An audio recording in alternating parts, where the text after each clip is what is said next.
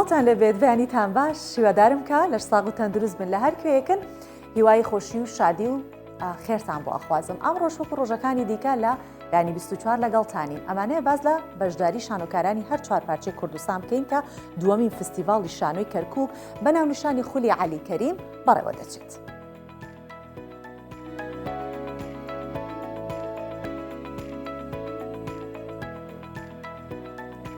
یونسکۆ ناعورەکانی عێراق کە دەکەونە هەردوو شارۆچکەی هیت و حەدیسەی پارێزگای ئەنبار دەخاتە لیستی شوێنەوارە دێرینەکانی جیهانەوە.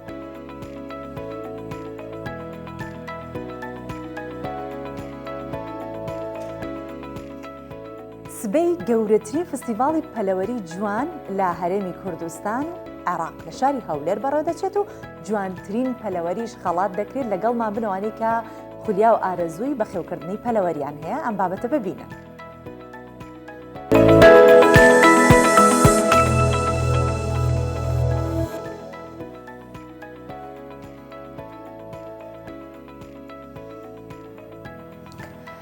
لە منداڵێکی کوردەوە دەست پێکەم کە لە سوید ئارەزووی خوێندنەوەی کتێبی هەیە لە تەمەنی 4 ساڵیەوە دەستی بە نووسین و خوێندنەوە کردووە توانوێتی بە جوانی پەرتوکەکان بخوێنێتەوە وەک کەس و کارەکەیشی باسی لێوە ئەکەنەوە منداڵە لە ماوەی 2 ساڵدا 283 پەرتوکی خوێندێتەوە ئەی ئافرم بخۆی. ڕوو لە شاری ئسکلستونا لە سوید دەکەین و دەچین بۆ سەردانی ماڵی منداڵێکی کورد کە عاشقی پەرتوک و خوێندنەوەیە سپێنتا سەرحەدی بە کوردیە شیرینەکەی خۆیمان پێدەناسێنێت. ناوی من سپێنتایە تەمەنی من 8 ساڵە و من خەڵکی کوردستانم. ناریە ڤۆکنا دەکیتلە دەسوولەن مەیە ئەمستیکتت. ئەم منداڵە خوێن شیرینە خولیایی کتێب خوێندنەوەی هەیە با بزانین چەند کتێبی خوێندوەتەوە لە ماوەی 2 ساڵدا و ناوەرۆکی پەرتوکەکانی هەڵیان دەبژێرێت چین؟ پارێک 141 کتاب خوێندمەوە ئیسا 142 کتاب خوێندمەوە فانتاسی و ترسناک ئۆ فەرە چەند ناویە فەرە خۆشە لە ناوی کتاوەکە وەکی من خۆم هەمە ناوی کتاوەکە سپێنتا چی فێر بووە لەو کتێبانەی دەیخوێنێتەوە و دەیەوێت لە داهاتوودا چی بکات؟ لێکۆڵی بێکەم هێرنی باکتێریا هەز دەکەم کتاو بینووسم ئینهۆلی فانتاسی ئۆ ترسناکە بێت. کاکشێرۆ خەڵکی کوردستانە. سپێنتا دەڵێت باوکم فێری کتێب خوێندنەوەی کردوم و جگە لە زمانی سویدی کوردی و ئینگلیسیش دەزانێت. بابا هەزەکات من خاص بووم لە کتێب بخوێنمەوە سویسە کتێبە خوێنمەوە بەلێ لە کوردی و سویدی ئینگلیسی زانم و ئینگلیسی کتاوی دەنووسم و ئەخوێنمەوە. باوکی سپێنتای باسی ئەوە دەکات کە چۆن یارمەتی سپێنتای داوە حەز لە خوێندنەوە بکات. بە منداڵی لە تەمەنی 2 ساڵانە کارم لەگەڵیا کردو بە شێوەی یاریکردن بەوەی پیتەکان فێر بێ دواتریش کە پیتەکان فێر بوو هەر لە تەمەنی 4 ساڵانە ئەیتوانی وشەی سادە لە 3 پیت کە دروست کرابێت یا 4 پیت ئەیتوانی بخوێنێتەوە بەڵام لە 6 ساڵانە ئەیتر بەڕەوانی دەستی کرد بە خوێندنەوە. خۆمیش هەمیشە کتێبی ئاسانم بۆ لە کتێبخانە قەرزە کرد و لەگەڵ یارمەتی دەربووم. بەرنامە و پلانی ڕۆژانەی سپێنتای چۆن دیاری کراوە لەلایەن باوکیەوە؟ یەکەم خەوی باش لە ڕاستیە بەباشی ئەخەوێ دواتر جوڵەکردن لەسەر ئەوە کارەکەم کە ئەبێت جوڵەی هەبێت زۆردا نەنیشێت زۆریش کەم استفادە لە مۆبایل یا ئایپەد بکات. تەمەنی 12. سپێنتا و باوکی دەڵێن ئێستا وەک جاران منداڵ کتێب ناخوێننەوە بۆیە ئەمان لە ڕێگای یوتیوبیشەوە کەناڵێکیان داناوە بۆ هاندانی منداڵانی دیکە بۆ خوێندنەوەی پەرتوک. هەدەفەکە ئەوەیە کە منداڵانی دیکە فێر بن یا هان بدرێن کە بخوێننەوە ئێستا لە سویدا خوێندنەوە بەرەو کزی بوون ڕۆیشتووە زۆر منداڵ ناخوێنێتەوە بەداخەوە. گەورەکەیان سپێنتایی 8 ساڵان بۆتە باسی میدیاکانی سوید کە لە ماوەی 2 ساڵدا 283 کتێبی خوێندوتەوە و زۆرێک لە نووسەرانی پەرتووکی منداڵان کە هەواڵی ئارەزووی خوێندنەوەی سپێنتا دەبیستن پەرتووکەکانی خۆیان پێشکەش بە سپێنتا دەکەن و بۆی دەنێرن سپێنتا خوازیارە کە گەورەتر بوو ببێتە لێکۆڵەر. ئاوارە هەورامی کوردستان 24 ئسکلستونە سوید. با لە ڕووی بابەتێکی هونەریەوە بە یەکەوە بچین بۆ کەرکووک باسی دووەمین فستیڤاڵی شانۆی کەرکووکتان بۆ ئەەکەم بە ناویشانی خولی عەلی کەریم کە بەڕێوەچێت بڕیارە شەممە بە بەشداری شانۆکارەکانی هەر چوار پارچەی کوردستان و بە سەرپەرشتی وەزارەتی ڕۆشنبیری حکوومەتی هەرێمی کوردستان دووهەمین فستیڤاڵی شانۆی کەرکووک بە ناویشانی خولی عەلی کەریم بەڕێوە بچێت. لە فستیڤاڵەکە چەندین شانۆ پێشکەشەکرێت کە ئێستا لی ئاگادارە بین کە چەند شانۆیە لە ئێستاشەوە شانۆکارەکان دەستیان بە ئامادەکاری کردووە خەڵاتیش بەسەر باشترین شانۆ و شانۆکارەکان دابەشەکرێت.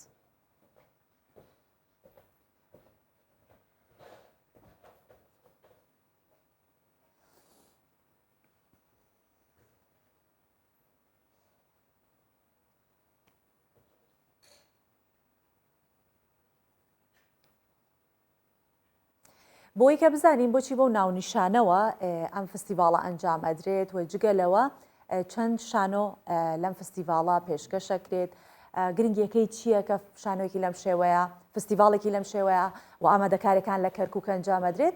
ئەوە میوانمان ئالان هیوە ئەندامی ئامادەکاری فستیڤاڵی شانۆی کەرکووک ڕاستەوخۆ لەگەڵمانە. سڵاوت لێبێ و بەیانی باش کاگ ئالان.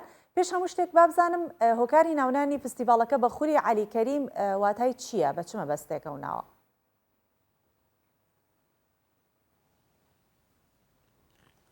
سڵاوتان لێبێ و بەیانی ئێوە و بینەرانی کوردستان 24 باش.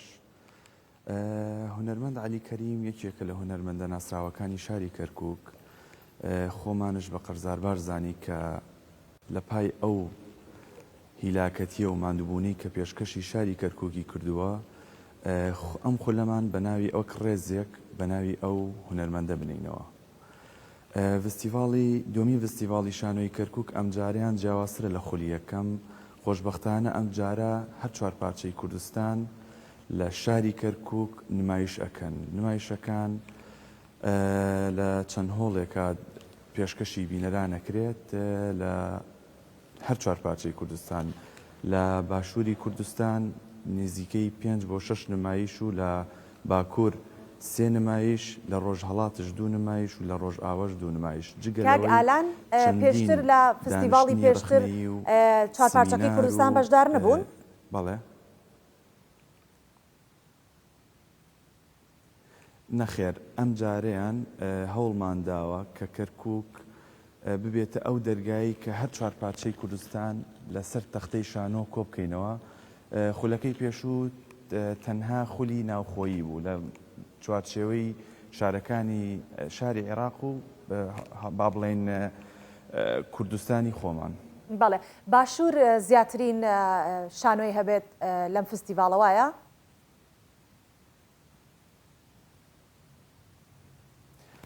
بەڵێ چونکە دەرفەتەکە زیاتر ڕەخساوە ڕەنگە هەنێ بربەست هەبێ بەرامبەر نمایشەکانی دەرەوەی کوردستان. ئێستاش تووشی چەند بربەستێک بووینە بۆ هاوڕێیانمان لە ڕۆژئاوەوە سەر سنوور و کێشەی هاتنەوەیان بۆ ناو ئەمبەری کوردستانەوە ڕەنگە تۆزێ قورس بێت و هەوڵمان داوە هەموو پارچەکانی کوردستان بەشدار بێ.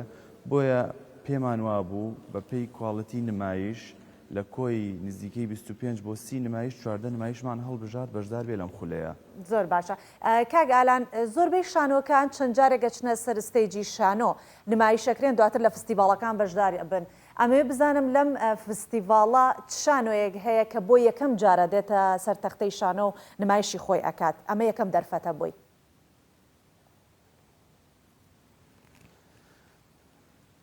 بەڵێ شاری کەرکووک و شاری هەولێر و هەروەها دوهۆک یەکەم دەرفەتیانە کە یەکەم نمایشیان ئەبێ لەم فستیڤاڵە.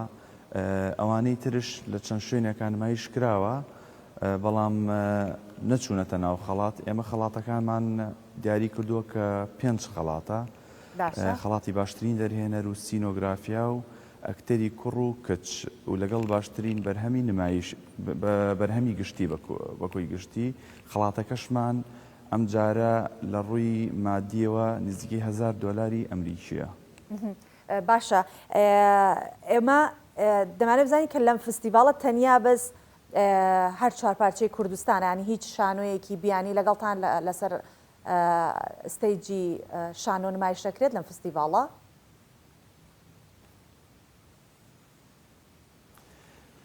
یەک شانۆگەریمان هەیە ئەوش بە میوان داواتمان کردووە لە شاری بەغداوە بەڵام ناچێتە کێبڕکەی فستیڤاڵەوە تەنها شانۆکارەکان و شانۆگەریەکانی کوردستان ئەچنە کێبڕکەوە. ئەی وەکو پێکاتەکانی کەرکووک لە چەند پێکاتەیەک پێک هاتووە کە ئەوان نەتوانن بەشدار بن وەکو نەتەوەی عەرەب لەگەڵتانە و تورکمان لەناو کەرکووک؟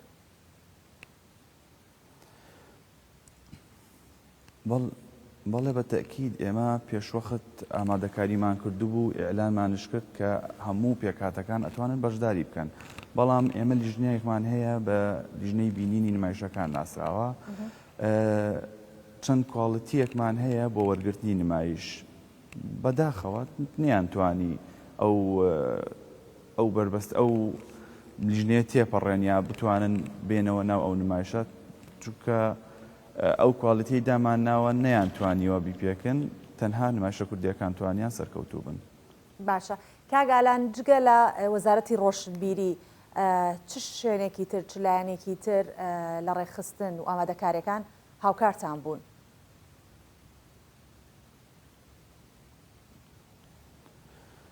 بەڵێ ئەم جارە خۆشبەختانە چەندین سپۆنسەر هاتەناوە کە بیانەوێ بنە پاڵپشتێک بۆ ئەم فستیڤاڵە سپۆنسەرەکان ئیتر هەرێک و بە توانای خۆی ئەوەی توانی هەنێ شتمان بۆ دابین بکە ئەوەی توانی خەڵاتەکان دابین کە خەڵاتە مادیەکان ئەوەی توانی هۆڵ و شوێنی ترمان بۆ دابین کە چەند دەستگایەکە چەند زانکۆیەکە لەگەڵ هەندێک شوێنی میدیایی توانی سپۆنسەری ئەم فستیڤاڵە بێ. زۆر باشە ڕۆژانە چەند شانۆ نمایش دەکرێن وە فستیڤاڵەکە چەند ڕۆژە خایەنێت؟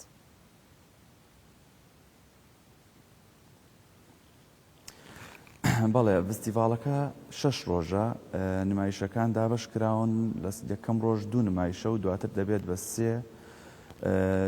لە 3 نمایش بە 3 نمایش و کۆتا ڕۆژش 2 نمایشە جگە لە ڕۆژێکمان تەرخان کردووە وەک ئۆفێک بتوانین ئەو میوانانە بەسەر شوێنە دێرینەکانی شاری کەرکووک بسوڕێنینەوە و ئەو قەڵاو باوە گورگڕ و ئەو شوێنە دێرینانیان پێنیشان دەین.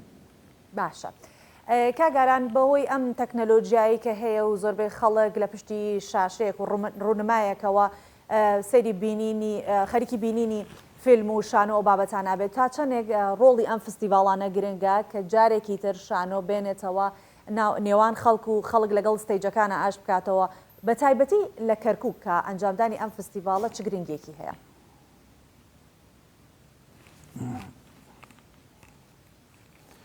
بەڵێ خۆی تەکنەلۆژیا بەداخەوە ئێستا هەمومان ئەزانین چەندێ سوودی هەیە ئەوەنەی تر زەرەری هەبووە بۆمان کە بەربەستێک هەیە ناتوانین ئەو کۆنتاکتە دروست بێ لە بینی لە نێوان بینەر و ئەو بەرهەمەی کە ئەیبینین بەڵام شانۆ ئەو بربەستەی پەڕیوەتەوە ئەتوانن ڕاستە و خۆ ئەکتەرەکان هەستیان پێ بکەن هەست بە جوڵەیان کەن هەست بە ئەو نواندنە بکەن کە پێشکەشیان ئەکرێ. ڕۆڵی فستیڤاڵ چەندێ بۆ کەرکووک گرنگە هەڵبەتە بۆ کەرکووک ئەگەر بۆ هەر شارێ یەکجار گرنگ بێ بۆ کەرکووک دەجار تر گرنگە چونکە کەرکووک بەداخەوە ئەڵێم کەوتۆتە نێوان ململان سراعاتی سیاسی و هەنێ با بڵێن کێشەی ناوخۆیی ئێمە بتوانین ئەم فستیڤاڵە بەردەوامی پێ بدەین و بمێنێت و ئەو ناونیشانەی چوارپارچەی کوردستان لە خۆوە هەڵگرێت ئەو بۆ خۆی مای فەخرە بۆ ستاڤ و ئامادەکارانی فستیڤاڵ. باشە کاگالان وەکو ڕێخەری فستیڤاڵەکە ئەندامێک لە ڕێخەرانی فستیڤاڵەکە ئەمەوێ بزانم پێشبینیتان چۆنە لەوەی کە تا چەندێک هۆڵی فستیڤاڵەکە قەرباڵخە بێت تا چەندێک خەڵک دێت بۆ دیتنی شانۆ لە کەرکووک چۆنەی بینی ئەو شتا پێشبینی چیەکەن؟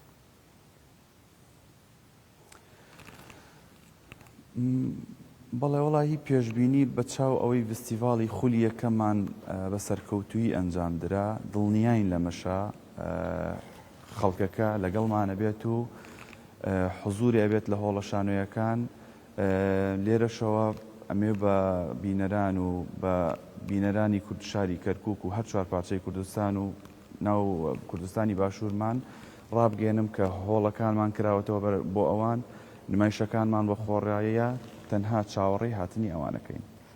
زۆر باشە جگەل لەوە دەمێ بزانم گرنگی ئەم جۆرە فستیڤاڵانە وەکو پاڵپشتیکردن ئیتر چۆن وەکو خۆت باست کردوتت کە لە ناو ئەم فستیڤاڵەکە ئەنجام دراوە ئەم جارە ئەوە سپۆنسەریش هەبووە کە خەڵاتیشیان پێدات لە ڕووی مادیەوە تا چەند گرنگە کە شانۆکاران پاڵپشتی بکرێن لە شێوازی فستیڤاڵ یاخود پاڵپشتی دارایەمە چەندە گرنگە؟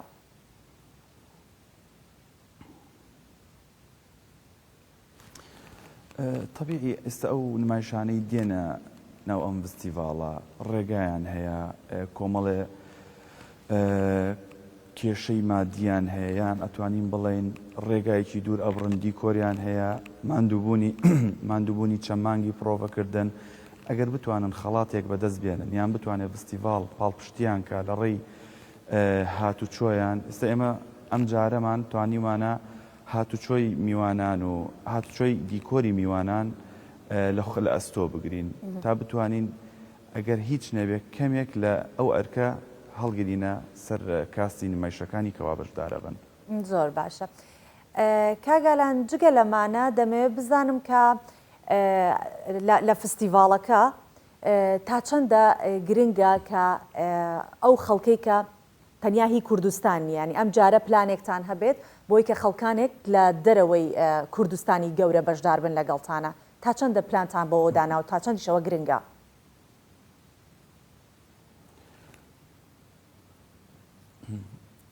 هەڵبەتە ئەمە یەکەم جا کە فستیڤاڵی خولی یەکەم ئەنجامدرا تەنها ناوخۆیی و خەونمان ئەو بوو کە بکرێ بە چوار پارچەی کوردستان دواتر ئێمە هەوڵە دەین هەر لەو چوارچێوەیە بمێنێتەوە چونکە فستیڤاڵی شانۆی هەولێر هەیە تایبەتە بە فستیڤاڵی نێودەوڵەتی شانۆ و هەروەها لە بەخشاری بەغداشا هەیە ئێمە پێمان خۆشە ئەم فستیڤاڵە ئەو سیفەتە یاخود ئەو شکڵە لە خۆوە بگرێ و بتوانین لە هەمان کاتە سمینار و کۆڕ و شتیتر بۆ میوانانی دەرەوەی کوردستان ئەنجام دەین ئەوەش چاوەڕێی ئینشاڵڵا لە خولی سێمە ئەو دەرفەتەمان بۆ بڕخسێت و بیگونجێت.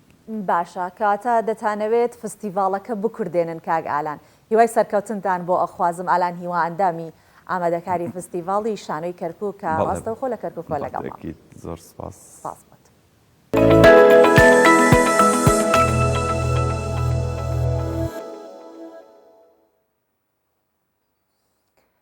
بانکی خوێن لە سلێمانی داوا لە هاوڵاتیانەکات کە خوێن ببەخشن بۆ ئەوەی دووچاری گرفتی کەمی خوێن لە بانکەکان نەبنەوە. بەڕێوەبەرایەتی بانکی خوێن لە سلێمانی دەڵێت تاوەکو ئێستا نەمان هێشتووە گرفتی کەمی خوێن دروست ببێ بەڵام بەهۆی بڵاوبوونەوەی کۆرۆنا خوێن بەخشان کەمتر سەردانی بانکی خوێنەکەن بۆیە داوا دەکەن کە ئەو کەسانەی خوێنیان یعنی خوێن دەبەخشن زیاتر سەردان بکەن بۆ ئەوەی کە بتوانن خوێنیان لێوەربگرن.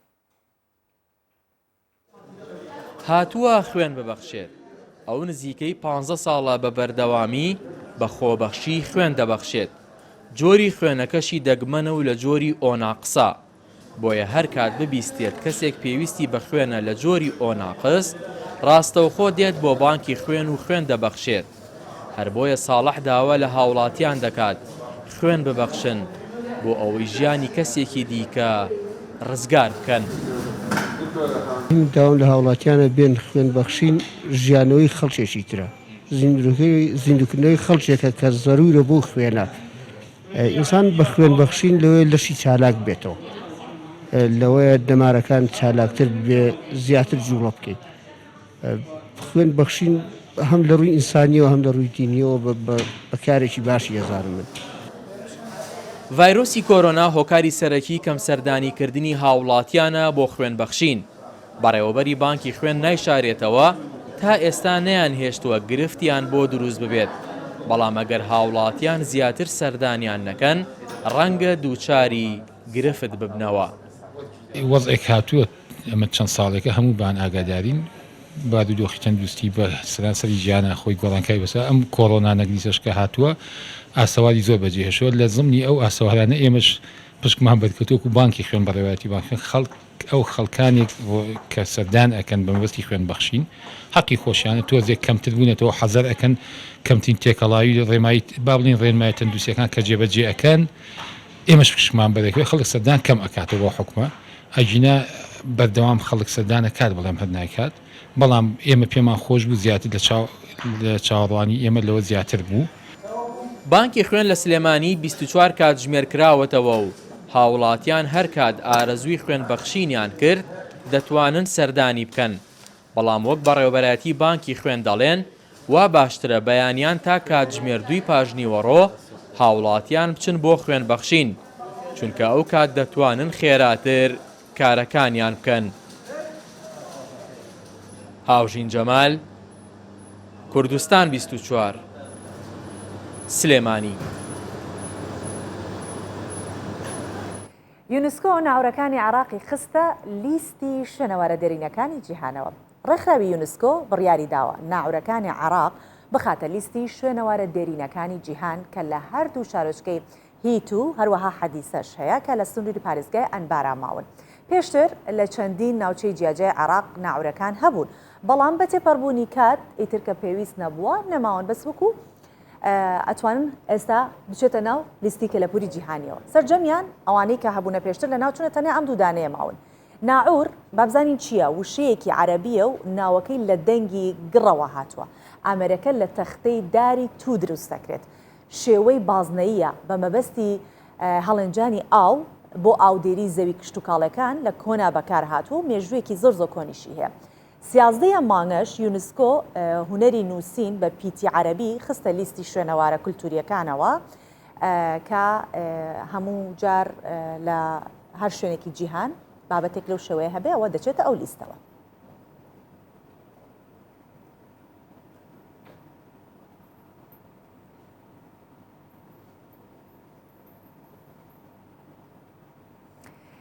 ئێستا باسی گەورەترین فستیڤاڵی پەلەوەری جوان لە هەرێمی کوردستانەکەین بۆ وانەی کە هەواداری بەخێوکردنی پەلەوەر و ئەم جۆرە فستیڤاڵانن.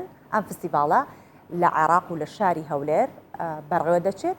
بڕیارە سبەی هەینی لە شاری هەولێر فستیڤاڵی پەلەوەری جوانی یاخود پەلەوەری جوان لەلایەن ڕێکخراوی گرنگی دان بە پەلەوەری جوانی بەڕێوە بچێت. فستیڤاڵەکە بە بەشداری سەدان پەلەوەر دەکرێت و ناو بژیوانی بیانی هەڵسەنگاندن بۆ پەلەوەرەکانەکات. یەکەمەکانیش خەڵاتەکرێت و دەبنە براوەی جوانترین پەلەوەری ساڵی 2021 و بێگومان بەشداریکردن لەم جۆرە فستیڤاڵانە کۆمەڵەیە مەرجی هەیە کە ئێمە باس لە مەرجەکانی چۆنەتی فستیڤاڵەکە و هەموو و شتانەی کە پەیوەندیان بە فستیڤاڵەکە هەیە لە ناو ئەم بابەتەی کە ئێستا بەیەکەوە دەست پێەکەین و میوانم سەبارەتی دەبێت زیاتر زانیاریتان پێدەم.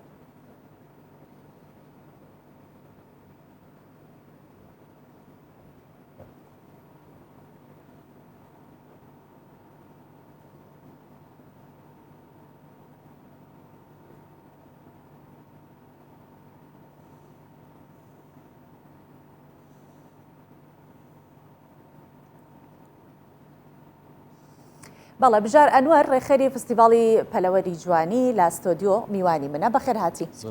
زۆر سپاس بۆ تۆ. پێش هەموو شتێ با بزانین ئامانج لە ڕێخستنی ئەم فستیڤاڵە چییە و چەند جۆر پەلەوەر لەم فستیڤاڵە بەشدارە بن؟ دەستخۆشتان لێ دەکەم سپاس بۆ میوانداریەکەتان. ئامانجمان زیاتر گەورەکردنی ئەو ڕێکخراوەیە و ناساندنی پەلەوەرە بە خەڵکی کوردستان زیاتر و ئاشناکردنی پەلەوەری خۆمان بە خۆمان بابلێن خاوەن پەلەوەرە تایبەتی خۆمانین کە مولکی ڕەسەنی کوردیە دواتە لە هیچ شوێنێکی دیکەن تەنها لە کوردستان هەیە. کەمێکی ترەوێ ناوەکەین پێ بڵێ باسی ئامانجەکان بکەین جاتر بزانم. ئامانجمان زیاتر ئاشناکردنی یعنی ئەو خەڵکە بابلێن ناساندنی ئەو پەلەوەرانەیە کە خەڵک بە خێوی دەکا ئەم حەزەکی خۆشیشە یعنی ساڵانە جارێک دەکرێتن خەڵکەکی زۆر بەشداری دەکاتن یعنی لە هەموو پارێزگاکانی عێراق هەر ئەوەیە لە کوردستان ئەو فستیڤاڵە لە بۆ هەموو خەڵکی عێراقە. واجگە لەوەش وتمامزانی چەندانە پەلەوەر بەشدارن چەند جۆرە پەلەوەریش بەشدارن؟ ئێستا تقریبان بە ئەحسایە لە دوونێوە تقریبان گەیشتە 200 تیر هێشتا هەیە کە بێن بەڵێ لەگەڵتانە ڕۆژانە دێ ئەو ڕۆکەش ئەو پەلەوەرە کوردیەکەی خۆمان ڕەسەنەکە ئەو ڕۆ ئەوش داخل دەبی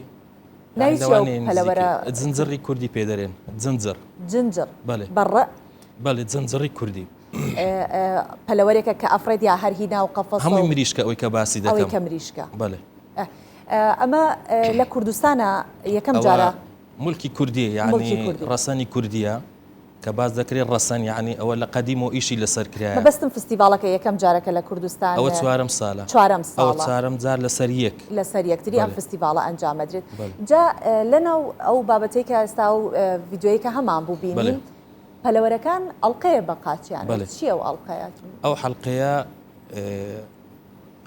حەڵلقەکە مولکی ئەو ڕێکخراوەیە هەموو ئەندامەک حەقی هەیە کە ئەندام بیلای خۆمان ئەو حەڵلقەی پێ بدرێ ئەو حەڵلقەش وەکو ئەوەیە کە بێل بە لە فیستیڤال بەشداری بکە ئەمە بیناسینەوە کە ئەوە لە لایمە ئەندامە وەکو ناسینەوەیە زیاتر یعنی حەڵلقەکەش هەر ناوەکەشی بەخۆی وەیە حەڵلقەی ناسەرەوەی پێدەرێن حەڵلقەی ناسەرەوە یعنی لۆ ناسینەوەی زیاتر هەم تەمەنی تەیرەکە دیاری دەکا هەموو کە مولکی ڕێکخراوەکەی پێوە دیارە باسی تەمەنی تەیرەکەت کرد ئێستا لەم فستیڤاڵە بابزای مەرجەکان چین کە تەیرەکان بەشداریە بن تەمەن یەکێکە لەو مەرجانە تەمەنی پەلەوەرەکە نابی بابرێن لە تەمەنی بابرێن ئەمە بە زمانی تەیر بەخێوکردن فڕوج و ئەو بابەتە شتانەبی یعنی تەیرەکە لە عمری 8 مانگ 9 مانگ و 10 مانگ بی ئەو تەیرانە بەشدار دەکەن و یەک لە مەرجەکانی تەمەنە گەورە بێت کێشە نییە کێشە نییە بەس بچووکتر نەبێت فڕوج نەبێت ئێستا ئەوەی بەشدار دەبی تقریبان هەمووی ئینتازی ئەو ساڵە یعنی هەمووی ئەو ساڵ لەدایک بووە هەمووی حەڵلقەی کوردستانی لە پێکردی ئەوانە بەشدار دەبن زۆر باشە ئەو پەلەوەرانە چۆن بەشداریەکەن چۆن دێنە لای ئێوە خۆیان تۆمارەکەن خاوەنەکانیان دێن پەلەوەرەکانیان تۆمارەکەن میکانیزمەکەی چۆنە ئەمە پێشوەختە ئەعلان دەکەین پەیزی فەرمی خۆمان هەیە ئەندامەکان دێن خۆیان ناونووس دەکەن کە بەشدار دەبن لە فیستیڤال و نەوعیەتی تەیرەکەی خۆشی لە کنەب خۆمان تۆمار دەکا لە پاش تۆمارکردنەکەش عەدەدی تەیرەکانیشمان پێ دەڵێ کە چەند تەیری بەشدار دەکاتن ینی ئێستا بۆ نمونە ئەگەر یەکێک بێ بەشدار بێ ئەتوانێت لە تەیرێک زیاتر بێنێت لە پەلەوەرە زیاتر بێنێت ئێستا دوونێ تەیر ماوەرگرتیە شەخصە کاتیە 20 تەیری پێ بووە 20 بەسەرەوە پێیان بووە هەر یەک بابرن یەک ئەندام باشە کاک بژارەگەروە بێت یەک کەس چانسی بردنەوەی زۆر زیاترە بێت چەند پەلەوەرێک گەهێنێ لەگەڵ خۆیان ئەکید اینجا ئەو لیژنەیە کە لەوەیە چۆن هەڵسەنگاندن بۆ پەلەوەرەکە کات لە ڕووی چیەوە ئەمە فلتەرمان هەیە فلتەرەکان یەک لەوانە پێشەوەی تەیرەکانیان وەربگرین داخل بوون چێکەچی تەیرەکە دەکرێت وەکو لە لایانی سەحەتەوە زیاتر چکە لە ناو ئەو فیستیڤالەی تەیری تێدا لەوانەیە سەروی 6,000 و 7,000 دۆلار بی یعنی یەک نەخۆشی بێتە ناو ئەو قاعەیە یعنی ئیشەکە زۆر گەورە دەبی ینی گواستنەوەی ڤایرۆسی پەلەوەر زۆر سەریعە ئەمە چێک دەکەین ئەو تەیرە هیچ کێشەچی نەبی وەکو سەحەت و تەندروستی باش بی ئەو جەوەری دەگرین باشە وەرگرتنەکەی هەڵسەنگاندن بۆی کە ببراوە چۆن ئەمە ناوبژیوانمان هیناوە باشە ناوبژیوانەکان بیانین خەڵکی تورکیانە بەڵێ هیچ پەلەوەری شوێنێکی دیکە بەشدارە لەگەڵتان مادەم ناوبژیوانەکان خارجی عێراقنا نییە بەس بڵێ باشە ئەو ناوبژیوانانە ینی لەسەر ئاستی هەموو دنیا دەتان تحقیم بکەن یعنیوانە ناوبژیوان نێودەوڵەتینە مەساریفەکی زۆرمان لێکردنە بەڕاستی ینی حەزمان لێکە شتێکی جوان بکەین لە بۆ هەرێمی کوردستان ئەو کەسەی کە ئەبێتە براوەی خەڵات پەلەوەرەکەی خەڵاتەکە ئەباتەوە ئەکرێ بزانین خەڵاتەکە چییە ئاساییە ئەمە ئەو ساڵەکە هەدایە شتی زۆرمان هەیە هەدایەکان گەورە و گچکەیە بە حەسەب بابرێن زۆری تەیرەکەیە بابلێن ئەو تەیرانێک کە عەدەدیان زۆرە ئێستا لەوانەیە ئەو ساڵەکە کۆشن گەلە زۆربی پار مەدالیای ئاڵتونتان دای ئەم ساڵ من هەر حەزەکەم بزانم خەڵاتەکە چییە پار حەڵقەی زێڕمان کرد لە بۆ پەلەوەرەکان یەکەمەکان ئەو ساڵیش ئینشاءڵڵا لەوانەیە هەر لەوی کەمتر نەبی زیاتر بێ کەمتر نییە ئەکید ئەمە بەعنی حەزمان لێ بەرەو پێش بچین نەک بگەڕێینەوە زۆر باشە اینجا کێ ئەتوانێت بەشدار بێت وەکو بینەر خەڵکی ئاسایی ئەتوانێت هەموو خەڵکێک دەتوانی ئەمە داوەت نامەمان ئیعلان کردیە ئەو داوەت نامەی لە بۆ هەموو خەڵکەکە هەم کەسێک دەتوانی بێ بە بەلاش بێت تەمەشا بکاتن لە هەموو دنیاش بە پارەیە یعنی بچێ ژوورێ لەو فیستیڤالای ئەمە بە بەلاش ینی خەڵک دەتانی لە بۆ خۆی بێتن بەێ باش کاک بژار بابزانم ئێوە ئەو فستیڤاڵانی ترکە کردوتانە چوار جاری دیکە هەر لە هەولێر بووە هیچ پلانتان هەیە لە شارێکی دیکە فستیڤاڵەکە بکەن وەکو ئەمە حەزمان لێ فراوان بی فراوان بوونەکە حەزمان لێ ینی ئیشیشمان لەسەر ئەوەی کردیە لق بکەینەوە لە پارێزگاکانی کەی عراق لە پارێزگاکانی کەی هەرێم ینی ئیش بکرێ ئەنداممان هەبی لەوێندەر بە خۆمان سەرپەرشتی فیستیڤالەکان بکەین بەس بەخۆی عادەتەن لەیەک شار بکرێت زۆر باشترە لە ئێستا لە بابرین لە تورکیای ینی خەڵکەکی زۆر هەیە بە 10 سعات 11 سعات ئۆتۆمبیلی داژوە پەلەوەرەکەی دێنتە فیستیڤالی ینی لە شارێک دەکرێت زیاتر ینی شتەکە پەرتەوازە نییە کاک بژار با ئەوەش وەکو دوا پرسیارم بێت کە ئەو پەلەوەرەی کە ئەهێنرێتە فستیڤاڵەکەەوە بۆ ساڵێکی تر هەمان پەلەوەرە توانێت بەشداری پێ بکرێتەوە هیچ کێشەی نییە ئەمە جگەلەوەی کە ئەمیز لە سەبارەت بە بۆ نمونە مریشکی کوردی یاخورە هەر کۆتر ینی فستیڤاڵێک بکەن بەس تایبەت بێت بە مریشک فستیڤال بێت تایبەت بێت بە کۆترواتە هەموو جۆرەکانی تریتیانە بێت هەموو فستیڤالەکان هەر بەم شکڵە بووە هەموو جۆرەکانی تیا بووە ئەمە لە بەرنامەمانە بەش زیادکەین بەڵێ ئێستا ئەندامەکانمان ئەوانی کە ئەندامن لای ئێمە هەمووی مریشکیان هەیە هەمووی بابرێن ئەو پەلەورانەی کە نافڕن هەمووی لە عەردا ئەکسەریەتی ئەوەیە ئەنێستا داوامان لێ دەکرێت لۆ بلبل و شتیوان ناکەنەوە لۆ کۆتری ناکەنەوە یعنی خەڵکەکەیە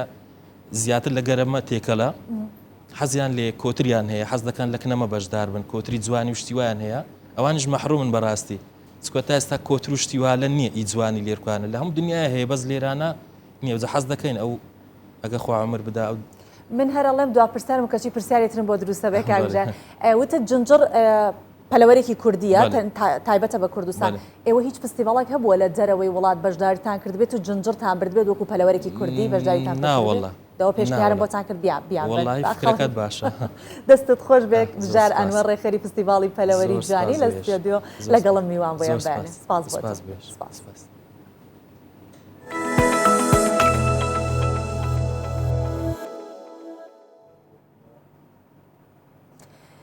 لە دیاربەکری باکووری کوردستان هاوڵاتیەکی تەمەن 76 ساڵ دوایەوەی کە نەخۆشەکەوێت و بەهۆی زۆری تەمەنی پزیشکەکان نەیانتوانیوە نەشتەرگەری بۆ بکەن بێهیوا نابێت ڕوو لە هۆڵەکانی وەرزش دەکات ئێستا ئەو توانێتی بەسەر نەخۆشیەکەی زاڵ ببێت سەر بکەوێت وەک ڕاهێنەر وەرزشەکات و جگەلەوەی کە خۆی وەرزشەکە ئێستا بۆتە وەرزشکار و ڕاهێنەریش دەڵێ سەرەڕای زۆری تەمەن بەڵام وەک گەنجێک ڕۆژانە یاریەکەم و بەردەوام ئەبم تا تەندروستێکی باش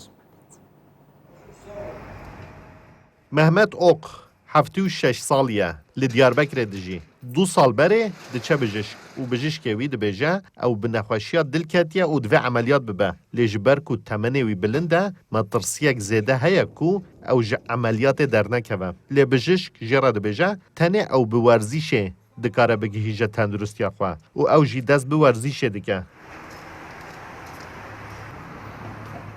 پێشیە لە کۆلان و پارقان وەرزیشێ دکە و پاشێژی ئەو بڕێک و پێک دچە ئەیوانە وەرزیشێ و تەوی تەمەنێ خۆی بلند تەفگەڕن و جوانژی بە زەحمەتی بکن دکە و دەبێژە ئەنەرژیا و یا بۆ وەرزیشێ قەت ناقەدە و ئەو ژ وەرزیشێ تێر نابە نەخۆش بم قەلبێم سانجی دەکردن چۆگەمە سانجی دەکردن دامەر سەرتلغیە ببمرە ئەچوم دکتۆر فیلمێ مکشان گۆ قلبێتە سۆڕنلیە گۆ دامەر سەرتلغەیە بتەرەگۆ ئێستا عملیات بکەم گۆ تو پیری ئێستا عملیات ناکەم مگۆ خۆشم تو زانی ئیجا ئەش دکتۆر هاتم دوشمیش بم مگوە چ بکەم چاوەڕ هات بم مگوە سپۆر بکەم دکتۆر ژم گوت بە سپۆر بکە ئیجا ئەژ دوشمیش مگۆ سپۆر بکە مەحمەد ئۆق دبن چاودێریە مامۆستایە وەرزیشێدا لە ئەیوانە وەرزیشێ هەر هەفت ڕۆژێن هەفتیە خەباتێن خوا ددۆمینە مامۆستایە وەرزیشێ زەلال ئاڤینچ دبێژە 2000 ئەندامên wan hene û endamê wan ê herî pîr ew e û her kes ji wî hez dike. Spora xwe pir xweş dike. Gencê me giş şaş dibin. Wexta wî divînin giş şaş dibin û fedê dikin. Vergi spor baş çedike em antrenör gış em şaşmanı ama em piştaviye gerek insanı me gış verin sporu pır başı em piştavine em pır hazıke.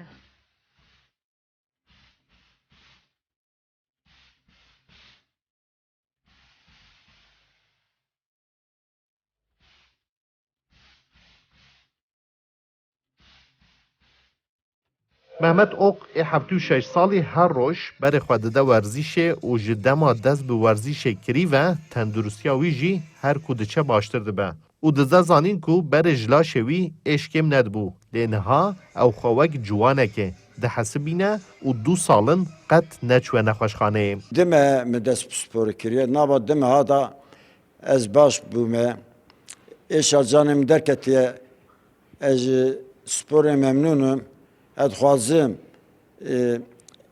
پیر genç herkes bir spor bike biraz sağlıklı ben, kuvvetli ben, biraz canlı ben evvel dixwazim. محمد اوق ده ایوان ورزیشه ده هول ده کو همو جورین تفگرین ورزیشه بکه و دبیجه حتی کو تمنی وی و انرژیا وی تیر بکه او ورزیشه بکه و بانگ دکه کو هر کسک دوید جیان خوده جه بده ورزیشه بطایبتی ده تمنین بلند ده سودا ورزیشه باشتر تدیتن.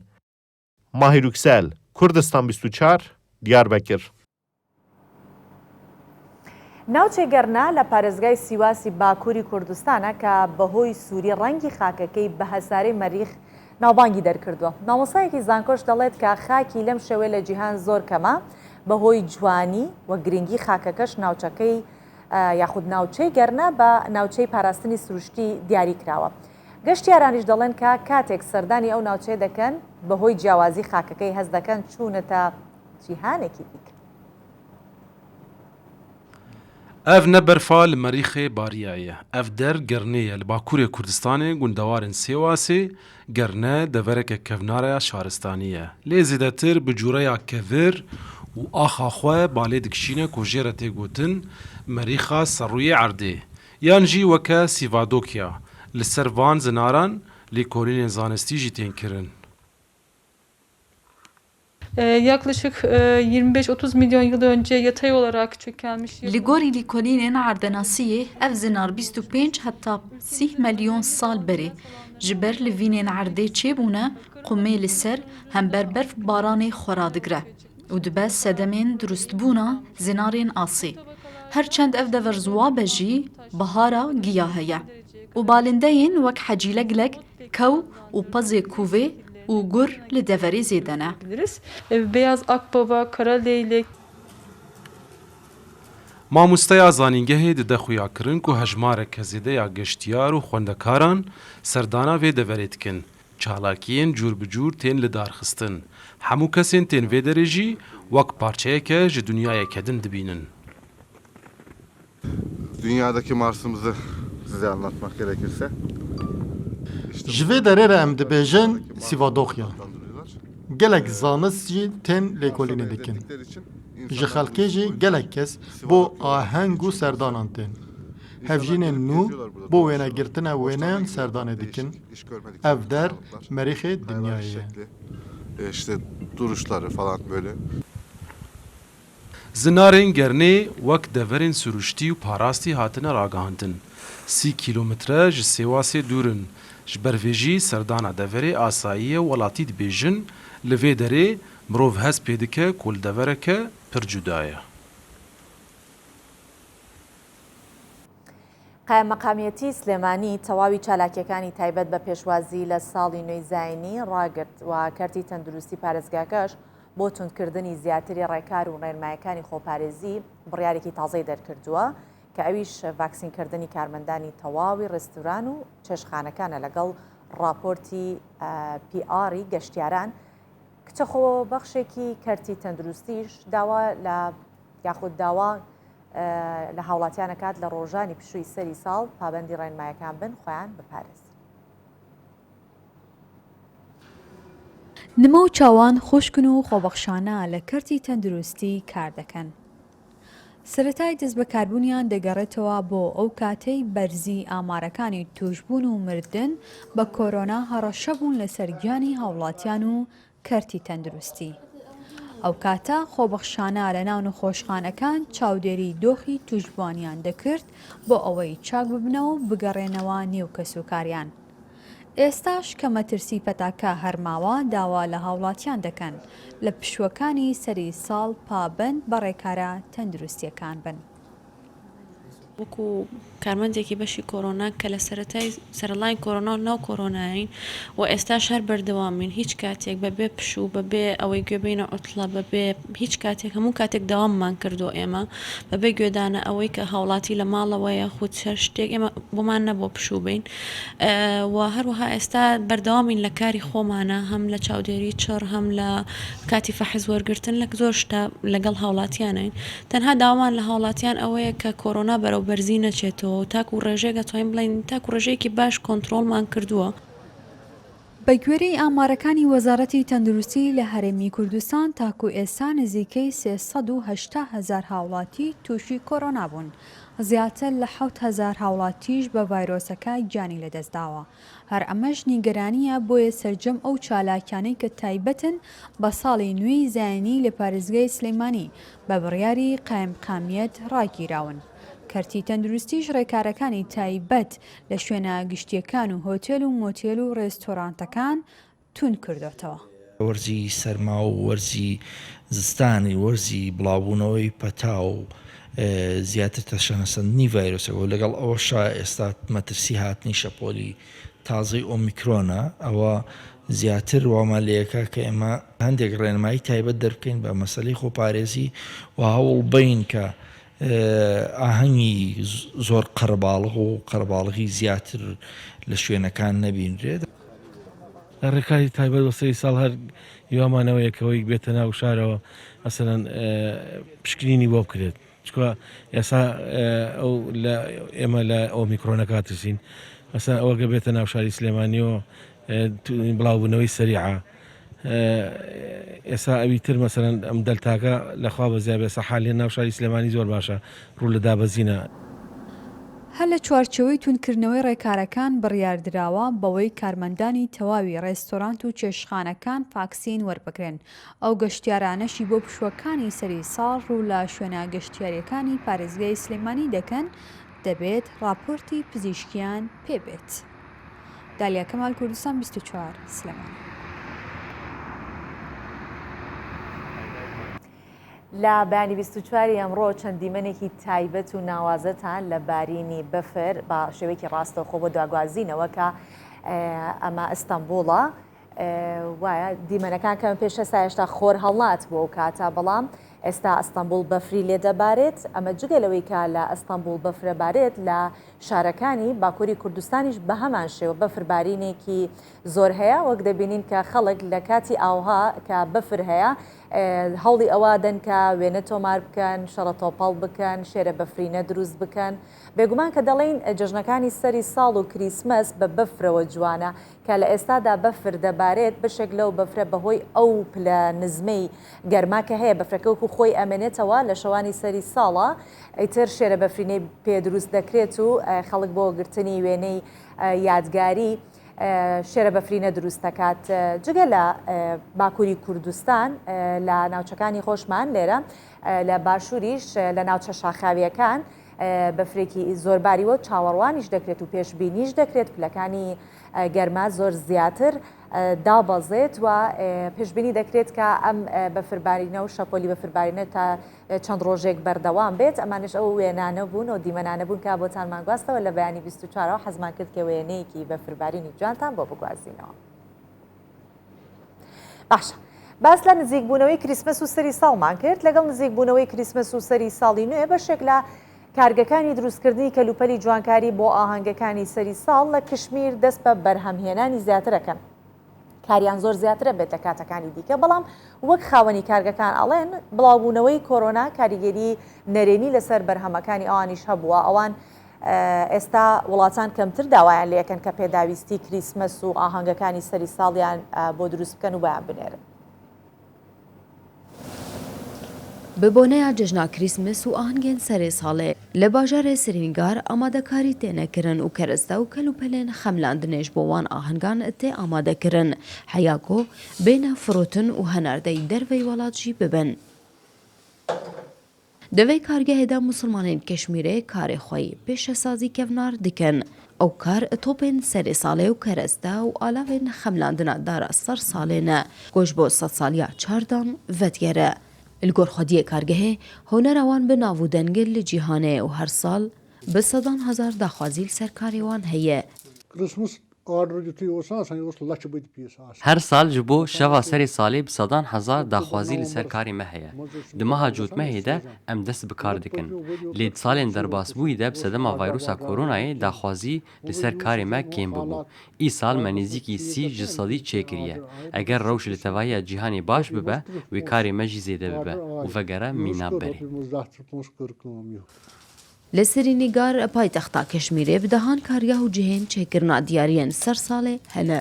ئەو کارگەه پەرچەیەن گۆبوردی هاتنە چێکردن و باڵا گەشتیاران دکشینن خۆدەگرە.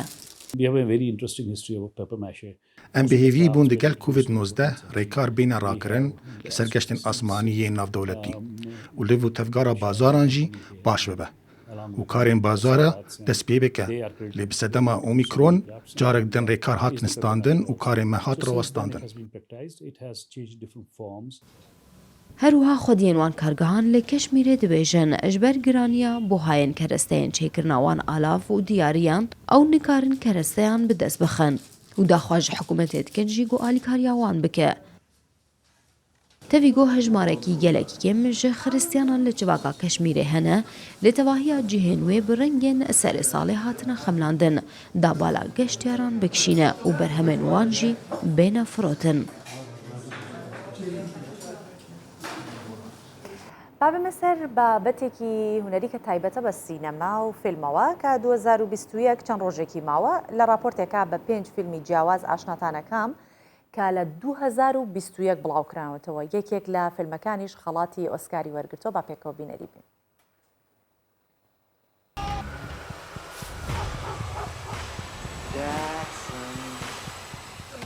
هەر فیلمێکی دیکە لەسەر هەمان ستایل و چیرۆک فیلمی نۆمانس لاندا. چیرۆکەکەی پەیوەندی بە سنووری مەکسیک و ئەمریکا هەیە. دوای ئەوەی بە هەڵە تەقە لە کۆچبەرێکی مەکسیکی دەکە و بە هەڵە دەیکوژێ، خانەوادەی قوربانیەکە هەموو هەوڵێک دەدەن ئەو گەنجە ئەمریکیە بدۆزنەوە، تۆڵەی خۆیان بسەنەوە. ئەو گەنجە ئەمریکی هەموو کارێک دەکات بۆ ئەوەی لە ژیاندا بمێنێتەوە. فیلمەکە لە مانجی دەی ئەم ساڵ بڵاو کرایەوە و ئێستا لە ئینتەرنێت بەردەستە دەتوانن بینەری بن.